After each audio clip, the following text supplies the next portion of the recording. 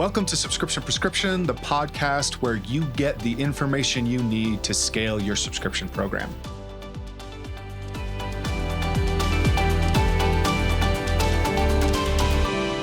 Hello, everyone, and welcome to another dose of Subscription Prescription, the podcast where we try to help you figure out e-commerce subscriptions. I'm really excited to be joined today by Jai Dolwani, the founder of The Starters, as well as a former CMO at WINC.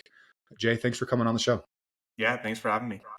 Absolutely. Cool. So just to give everybody a little bit of a background, we first connected, I think, just social media, e-com circles. So you're very active in that space. And I'd like to hear a little bit more about your background and then and also about The Starters, about your kind of newest project that you're working on. Yeah, that sounds good. I've been in e-com for just the last few years, but before that, by no means have I been in e-com. My entire career is kind of by accident. I started off doing management consulting at Deloitte, working with large healthcare companies doing massive technology transformations. A couple years in, I realized I wasn't particularly passionate about that. And one day I found myself in Atlanta going from my hotel to the client site, taking a scooter, a bird scooter. And for the first time, I found a product I was really passionate about. So I left for the world of healthcare and technology consulting to go join this, at the time, rapidly growing startup in Bird, doing strategy and operations there. Spent some time in the technology space at Bird, at Fair.com, which is a car subscription startup where I led up retention efforts. And funny enough, both of those companies didn't do particularly well. They grew very, very fast. They burned a ton of cash, Right. went through tons of layoffs. I was lucky to keep my job at both, but ultimately at both companies started looking for what was next for me. And when I was at Fair, I was approached by a VC firm that wanted me to chat with their portfolio companies, all within e-commerce, all based out of LA. Those portfolio companies being Dr. Squatch, Ruggable, WINC, to name a few. And I chatted with all of them. And number one, I learned that e-commerce was something that I was super interested in. And number two, my conversations with the founders at WINC went incredibly well. I felt like we aligned across our values, our ambitions, where I wanted to take my career. So I decided to take a bet on them and do something that I'd never done before in e-commerce. And they decided to take a bet on me with someone with no e-commerce experience. So I joined WINC originally as director of retention. And man, I just hit my stride there for a little bit. I was really happy with the work that I was doing. Going to work every day didn't feel like work. It felt like fun. Yeah, I like that. And I was able to make an impact pretty quickly. Number one, tackling the retention and LTV problem, which is when I started to get passionate about retention and LTV. Moving into the VP of growth role, where I started to take on our customer acquisition efforts, into the general manager role, where I started to own the P&L of the direct-to-consumer business. WINC was not only a direct-to-consumer wine subscription, but we also grew our own brands and sold them through retail stores and restaurants via distributors. So I owned the DTC portion of the business and ultimately serving as their CMO. When I was there, WINC had an interesting story where, again, like the previous startups that I was at, we grew incredibly quickly, fueled by COVID, had a ton of venture capital, was pressured to go public. And sure enough, as soon as we went public, things started to slow down. Being a public company took a huge strain on us as an organization. And we went from this massive growth and hiring cycle to a period where I had to lay off most of my team over the series of 4 different events, just layoff after layoff after layoff. And it was at that time where I started looking at fractional work, fractional labor. It's like, if I can build our team a little bit more flexibly, using freelancers to test and validate initiatives, or if a role is even needed full time, then we can build this company a lot more sustainably. I went to go hire freelancers. At the time, the options were Upwork, where the talent isn't particularly good. It's like finding a needle in a haystack. It's plagued with spam and fake reviews and bots. And on the other end of the spectrum, there were staffing agencies that I actually hired through, but then I discovered they were charging double or triple the freelancer's actual rate to me. And they were hiding that the entire time. So my combination of my ecom experience, my frustration hiring freelancers led me to go create my own business, which is now Starters, which I launched around this time last year, focusing on vetted, curated talent specifically to serve the e-commerce community. And we stand out in two ways. Number one, the quality of talent is excellent. I personally vet and interview everyone on the platform. And number two, we make them available for brands to hire without any of those crazy markups, commissions, placement fees, or anything like that. So Right. They're I've just been doing paying a that for the subscription to the last year. platform to be able to Exactly. It's a access monthly everybody's on there. Right. subscription to use the platform of $295 a month. Compare that to, spending 25% of someone's salary to a recruiter or paying $100 an hour in premiums and markups. We're saving ecom brands tens of thousands of dollars each month on talent relative to some of the other options out there. So it's been a lot of fun doing that for the last Absolutely. year. The entire business is just me. But for the first time, we're starting to expand and grow the organization because of the reception that we've gotten from both the brand and freelance community. Absolutely. And I'm going to drop a link to the Starters website in the show notes. So if anybody's interested, they can check it out. I will say that's actually one of the reasons, like I got on that platform. I saw what Jay was doing, got on that platform, and our interview, again, he vetted me. And the questions he was asking on the retention side, that's when I was like, oh, this guy gets it. So that's one of the reasons I wanted to have him come on the show, is because I already knew that he understands quite a bit about retention. So that's a really interesting background. And I think I certainly identify with that calling of wanting to find what you're passionate about, right? Like, B2B SaaS marketing, I do enjoy doing it. And yet for me, more of the consultative, being able to help and educate brands directly on subscriptions is where I feel really passionate about and what gets me excited, and it doesn't feel like work. So I totally identify with that. So yeah, definitely if you're interested in getting, like Jay was mentioning, any hiring needs, looking at getting somebody fractional, there's a whole host of different roles. And as you mentioned, they're fully vetted. There's a lot of really legit people on that platform. So go check it out. So Jay, you mentioned a couple of different companies, but I'd be curious. I think, what's interesting from what you mentioned is you didn't start out as like a small brand guy growing a small brand from, 4 or 5 figures to 6 to 7 to 8, so much as coming into a company that was already starting to grow, which I think, again, I would assume with your background in management consulting gives you a little bit more breadth of information to make decisions on. So I'm curious to hear, like, when you were looking at WINC and Dr. Squatch and others from that portfolio perspective, what were some of the things you were starting to look for, or that you were like, any initial insights, red flags, or things that were coming up for you when you were evaluating companies? Yeah, it was two things. One, could I find a product I was passionate about? Because I kind of first learned that when I made that transition from Deloitte to Bird, like working on a product that I actually love and enjoy and use every single day is so much fun. So that was one. And two was executive and management alignment in values in terms of how they see career growth, company growth. The last three companies that I was at, I felt like, I was a top performer doing incredibly well. But for the most part, my career growth was limited by age or the number of years that I'd spent in a given organization as kind of roadblocks that they use to promote you to the next level. And I Mm. was pretty frustrated with that. I felt like career growth should be a reflection of the results that you deliver in a business. Otherwise, you're in the risk of losing people, right? Like, you're saying you're not going to promote your top talent because they don't have as many years or they don't have an MBA compared to somebody else who isn't performing the same level. It's That happening all over the place, but I that's would hope that exactly within right. ecom it happens less. But Yeah, part of the reason I left each of the three companies prior because I felt like, not only did I want to be recognized and of course move through and grow my career, but I also wanted to continue to learn at a fast pace. And if I was stuck in the same role, I was not learning at a fast pace. I wanted to right, optimize for learning. And one thing that I really enjoyed talking to the leadership at WINC was that they shared that vision and those values of, hey, what we're measuring you on is one, of course, your ability to work well with others, but two, the results that you actually deliver for the business. So come in, deliver results, and career growth and progression won't be a problem. It won't be a factor of time. It'll be right. a factor of results, which is how I was able to move through that organization really quickly. Was because of that.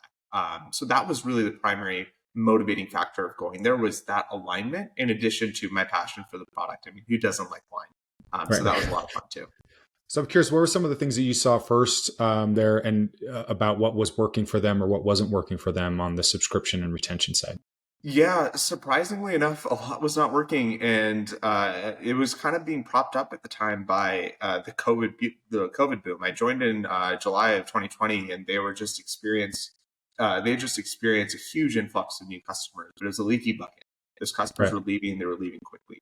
Now, part of that is to be expected because of the model. Their entire business model is based on offering really high first-time customer discounts, up to 50, 60% to get people into the subscription. And of course, when you do that, you're going to attract a certain segment of low intent customers who want to game the system or just want to do one order and not follow through. But a lot of it was experience based in terms of the experience that they were actually having on the platform itself.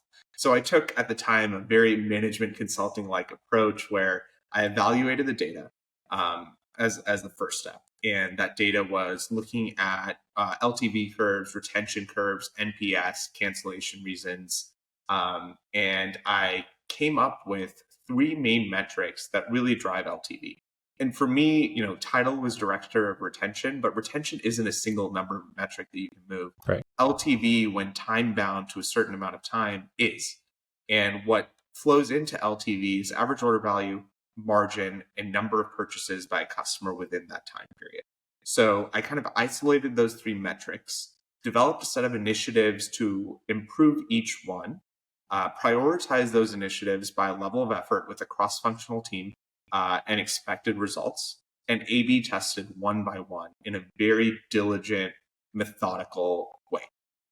And as a result of that, we were able to improve retention over the course of the following few months. The key things that we looked at that really helped was, number one, the experience, why people were coming. Was the reason why people signed up tied to the experience we were actually delivering? People were signing up to discover a world of wine. It was really that discovery value prop Mm-hmm. that was getting people to sign up for us, especially if they can get a world of wine delivered to their home. Those were taglines that we used in marketing. But if they came onto the platform and became a member, we only had 25 or 30 different SKUs actually available for them to try. Now, when you segment wine drinkers into red versus white, or even within red, if they only like certain types of wines like cabs or pinots, And there's a that lot, even less 25 to options. 30 Yeah. then becomes much smaller. And after you get your first four bottles, there really isn't a lot to try. So the biggest thing that we did was we significantly increased the number of products available on the site. And when you're a winery, you can't do that overnight. So what we did is Right. we actually brought in third-party wines. We put them on the site for half of the states in a random test. And over the period of a few months, we looked at the lift in NPS, retention, average order value, and ultimately LTV subscribers who were in the states that had an increased SKU count versus not, and were able to use that to justify a significant investment in product into the next year. We went from 30 to 100 SKUs on the site, and all of those metrics absolutely skyrocketed. So we did a So lot of small yeah, things, but that was the one big experience change that drove the majority of the revenue lift. and I love that. For anybody listening at home, the answer to improving retention isn't necessarily just adding like increasing your SKU count. I just want to point out, because this is something I like to harp on over and over again, is understanding the expectation of what people are coming in for and then what they're experiencing. Because there's also another layer of, you think you're selling something like this, you think you're selling a certain experience. People might be reacting to a slightly different or very different experience, and then they actually have what happens on the subscription. So I love that you're paying attention to what was happening and deciding to invest more in that. I think that would be the key takeaway for anybody listening, is trying to figure out what experience is happening for people. Were there anything else? Was there anything else from what you were looking at, or how you improved, say, like on the retention side, or Yeah. that you can remember? Definitely. So, at the time, I was looking at it in this metric by metric way, but now when I look back, what you mentioned is actually really important. There are two aspects to retention. There's the art of retention, which is less numbers driven and more of aligning the experience and the expectations. Are you over delivering on customer expectations, or are you not? That's the Right. first thing to do, and that's what's going to move the needle the most. once you've nailed down the art, okay, you are exceeding customer expectations in terms of the product and value that you're delivering. You can then go into the science, which is the nitty gritty behind user journeys, flows, post-purchase upsells, carts, merchandising on site, offers.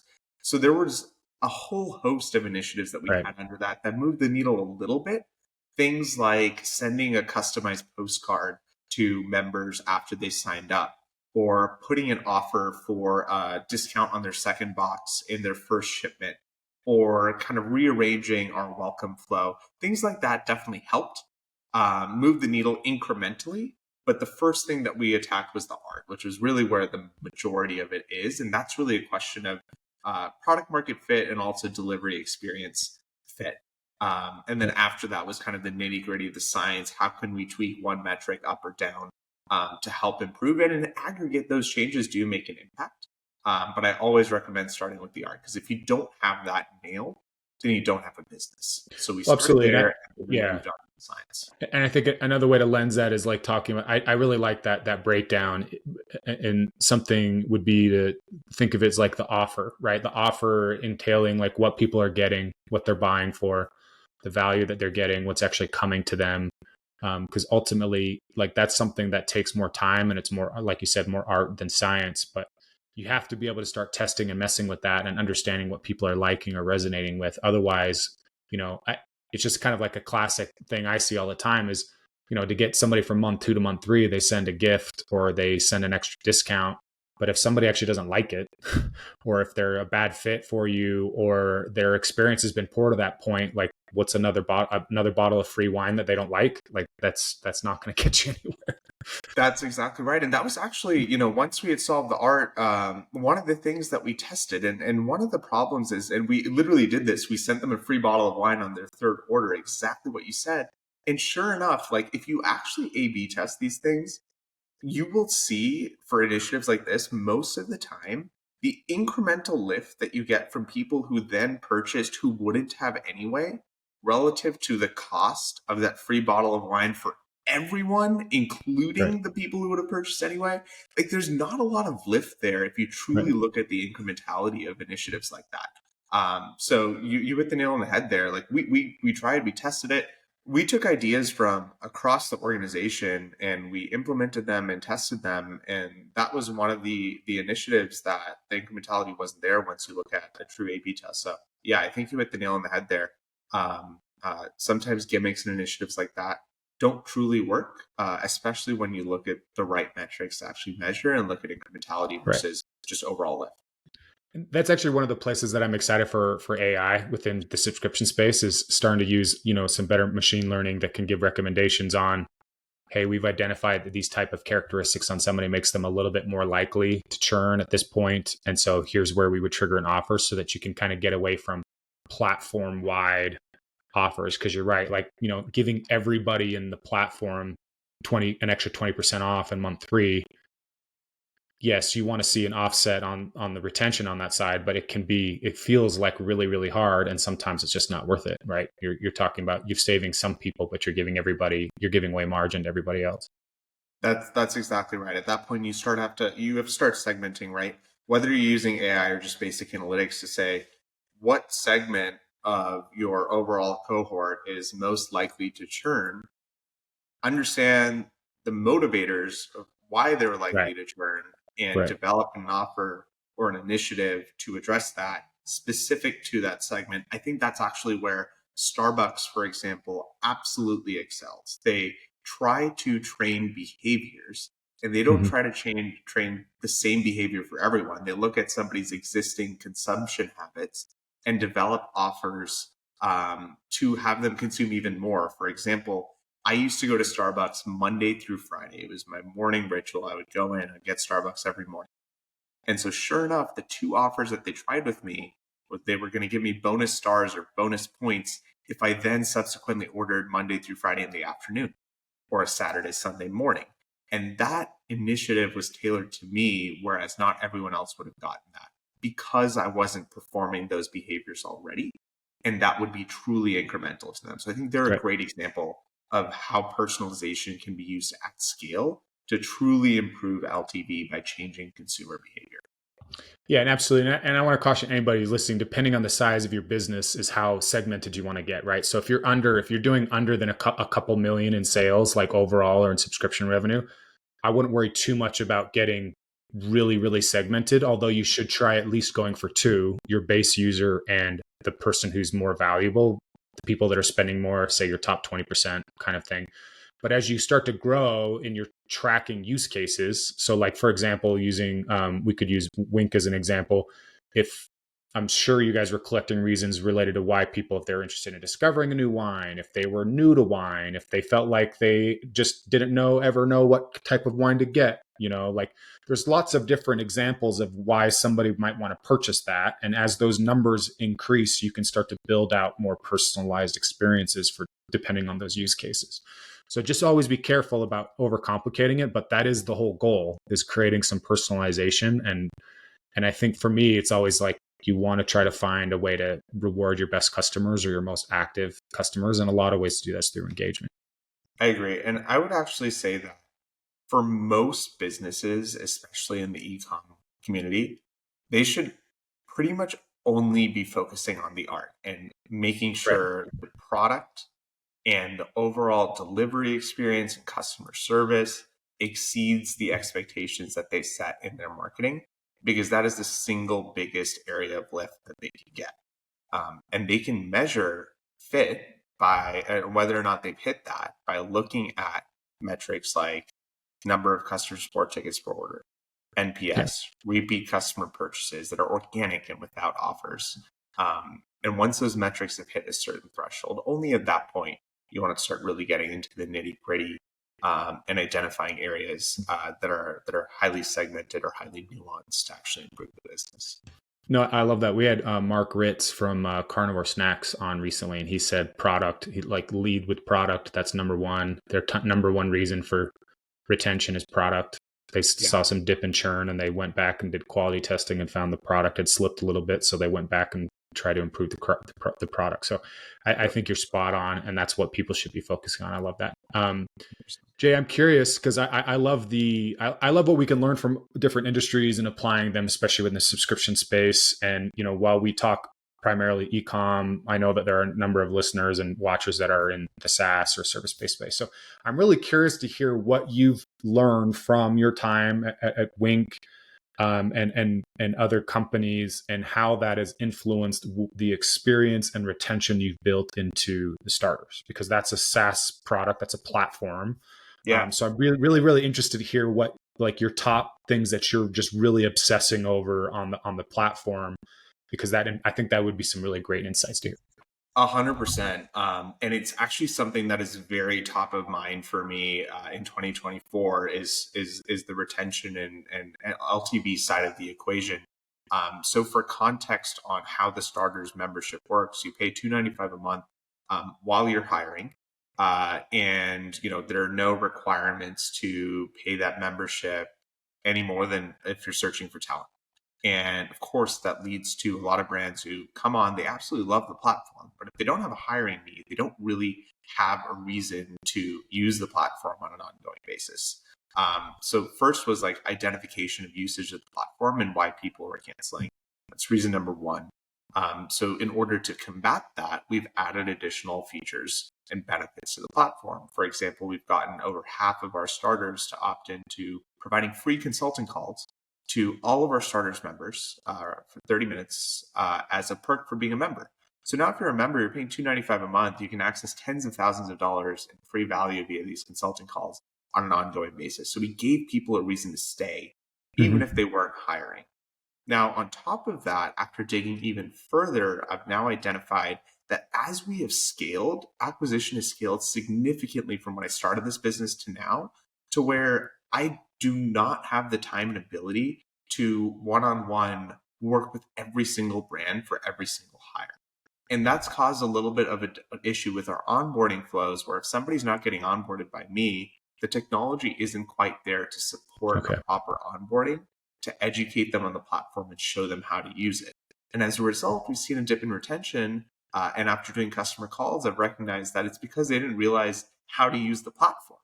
So now the next thing that we're focused on and doubling down on is, now that we're a much larger business and I, as the founder, cannot be involved in every single hire, every single conversation, how can I either, one, have somebody as a point of contact for them that's onboarding them, or two, alter the user journey in the digital product to provide a proper onboarding experience on how to use the platform. So retention is very top of mind for me. That's kind of what we've identified and done in the past in terms of giving people a reason to stay.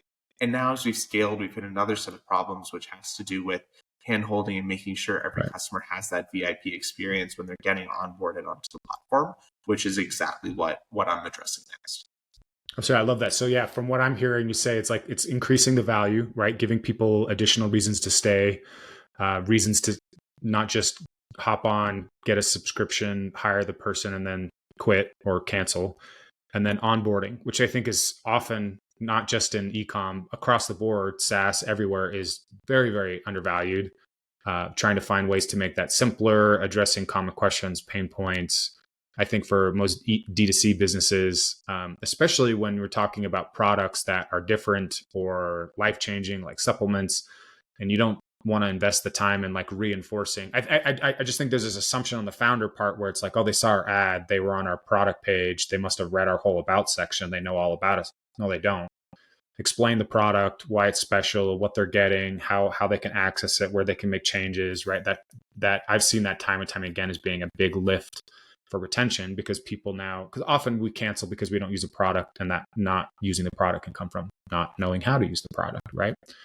Or not finding some quick wins. That's another thing that's one thing I envy about SaaS, is that you can give a quick win. So that sending the postcard thing from WINC was interesting, because to me that feels like a quick win. It's like you bought something. I'm assuming that postcard would have come before that initial shipment, right? So that is helping to generate a little bit more excitement. That's exactly right, and that tested incredibly well. Yeah, I really like that idea. I hadn't heard that before. That one's a fun one. Jay, I'd love to kind of wrap up with any other ideas you have related to retention or mindset. I know that for a lot of people listening, it's trying to keep things organized or figure out what they should focus on or what's important as some more context. But just curious to hear if there's any additional thoughts from you on that. Yeah, I would say, two final takeaways. One, we've said this a couple of times, but don't overcomplicate it. Like, retention for most brands is easier than you think it is. A lot of people do not want to look at their product and say that it needs work, when in reality, that is the single biggest thing holding them back from having a more profitable business. Number one is, please look at the art of retention before you start getting into the nitty gritty of the science. Like, make sure the product is right, make sure the experience is right, make sure your shipping is good. And all of those expectations are exceeding what you've set when you've acquired a customer. And then number two, when you start to look at the science of retention, remember that the metric that you need to look at to move the needle is lifetime value. And you need to time bound that lifetime value, because if you're looking at something over a lifetime, then you're not discounting future cash flows to its present value. So I look at 3, 6, and 12-month LTV as metrics to try and move.